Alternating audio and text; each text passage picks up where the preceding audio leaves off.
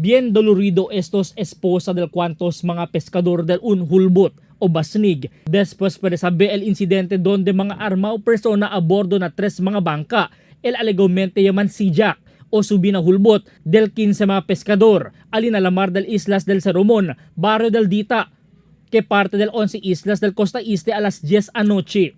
Ta espera este ka la señora Eva Bagalanon y si señora Sauda Anduar el cuerpo del di ilang mga marido na 8 mga cadavers ya para recubrir el personaje sa Sangali Police, Kuruan y Coast Guard y Marines. A las 7 asigun anoche, cuando anda pesca el 15 mga pescador na lamar, como di la vida, pero este trahedya elya sucede.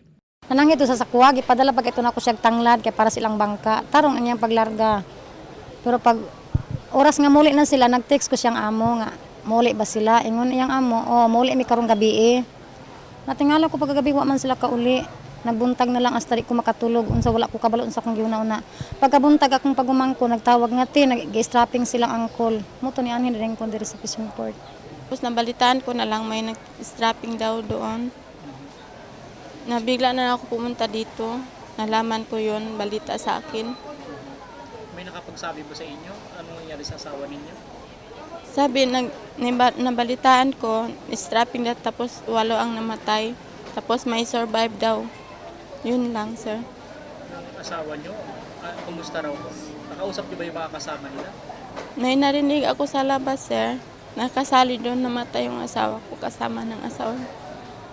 Bien dolorido si Eva por causa, incluido na 8 mga muerto, el 18 marido y el 17 años anak hombre. Na official report del Philippine Coast Guard y PNP, 8 mga dipolante el murimenta 7 kanila el padisalta, después man masakir kanila aribay hulbot. Asigun pa ko na substation commander del Sangari Coast Guard, Senior Chief Petty Officer Adonis Marso, nuay koordina kanila mga tripulante y es el primer vez insidente de masakir na di la AOR. Actually, hindi namin inano na yan kasi kung tutuusin talaga, yung hulbot is bawal na yan, na i-clear namin kasi illegal na yan siya Alas 12 pasada este tarde, cuando el personal del Coast Guard y el PNP del Police Station 3 na Sangali, yaliga na Sangali Fishing Port, estaba mismo na barco. El Station Commander del Police Station 3, Chief Inspector Chester Natividad Diabla, que mayoría del 8 mga pescador, lleno del tupata de bala hasta na mga kara, inkontra kanila tangkas-tangkas y amaraw el mano de estos na punta del di ila hulbot. El 7 mga survivors asigun el puede escapar después kaya man haplos na di la mga mano kaya amara kanila. Isalta este na lamar, iya pwede nada. Kinuha na natin yung mga kadaver, nakasakay na ngayon sa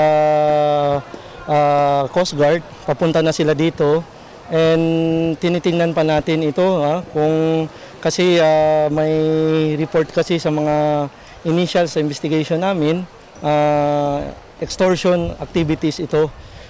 Maraming mga anggulo na tinitingnan natin and ang investigating unit kasi dito ay ang Kuruan. Nag-assist lang tayo dahil yung mga victim is from Sangali. Yakabalagay ang ambulansya del City Disaster Risk Reduction Management Office el UNTRAC donde esperanzaw sa kakunal mga cadavers i-atende kunal mga survivors. Si Natividad Diabla, Angulo de venganza y extorsión el motivo del incidente, pero no hay pa el revela na media si quien el hecho na incidente, pendiente el resultado de la investigación. Albert Luna, Dateline Zamboanga.